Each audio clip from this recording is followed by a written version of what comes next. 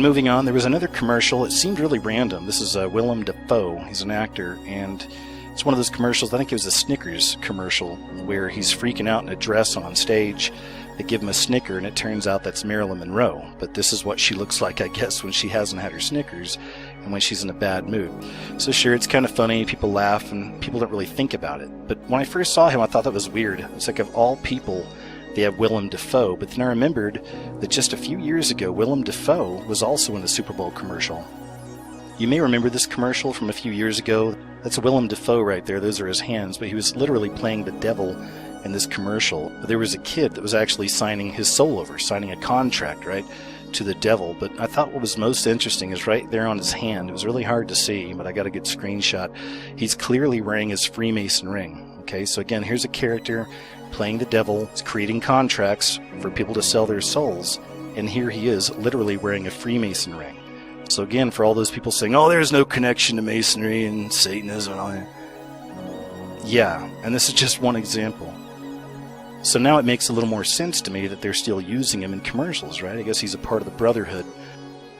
Then there was this commercial here with Lil Wayne. You may have seen this one right here, is Lil Wayne and George Washington. But Lil Wayne in this commercial, you know, they got Lil Wayne and all these people watching. I'm sure he made a lot of money making this commercial. When you go back and just, it doesn't take much of a search, but just do a little search on Lil Wayne, and here he is once again. He's putting out all the symbols he's supposed to, right? He's a part of the Brotherhood too. And personally, I think this album cover right here speaks for itself. It's pure blasphemy right there, right? That's sick, nasty stuff. It's also showing the destruction of New York. But here he is on a Super Bowl commercial, making millions and millions of dollars and being promoted as a mainstream artist.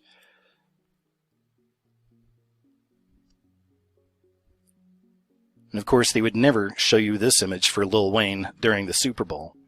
But these are the people that are making the money. These are the people that are getting promoted. These are the people that are literally programming a lot of your children and a lot of you. Bruno Mars, I don't have to show you a lot on Bruno Mars, but he was a part of the halftime show as well. He's done halftime shows in the past. Maybe it was last year. But even during his show, he had the pyramids and different little signs and symbols and whatnot. Beyonce was a part of the show as well, but there's really no need to show you a lot of things on her. Most of us get it by now that if anybody is a so-called Illuminati tool, Beyonce's right there at the top of the list.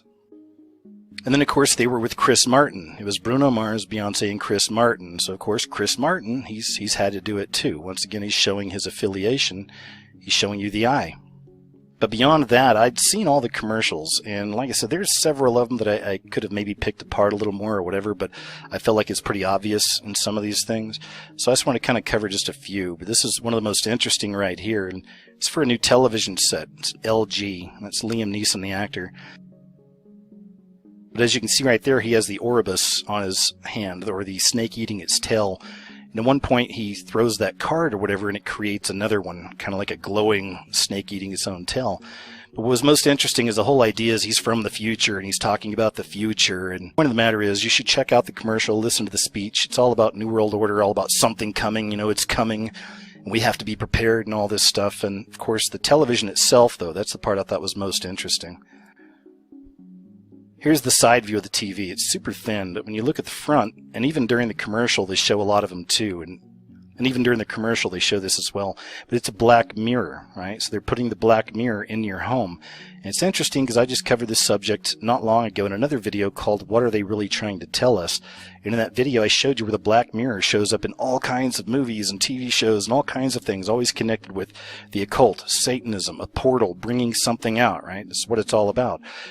It's called scrying, and they use black mirrors for this. And this is a very real thing. It's been around for a very, very long time. It's the black mirror. The black mirror is a very, very powerful. The black mirror is a very powerful portal. We also see this in reflecting pools, another subject I've covered in the past. But now they're putting the black mirror right in your home. And lastly, this is just a quick one, but they showed the trailer for Independence Day Part 2. It was crazy, man. I mean, all kinds of stuff blowing up and exploding, you know, the whole thing. It's about the alien invasion. And we talked about that on the channel as well, the fake alien invasion, or maybe they really will look like aliens, but they'll actually be the fallen ones. All kinds of theories and speculation on this, but it's certainly a part of programming we're seeing in all kinds of things lately. with this alien arrival. But what I thought was most interesting in this is it showed just like skies on fire and buildings getting ripped apart and all kinds of stuff. And the character right there, Jeff Goldblum, he's one of the guys in the movie. At one point he says, "What goes up must come down," while all this fire in the sky is in there and the buildings are being destroyed. And again, that's that idea of the as above, so below. And it's another very common occult theme we find in all kinds of things.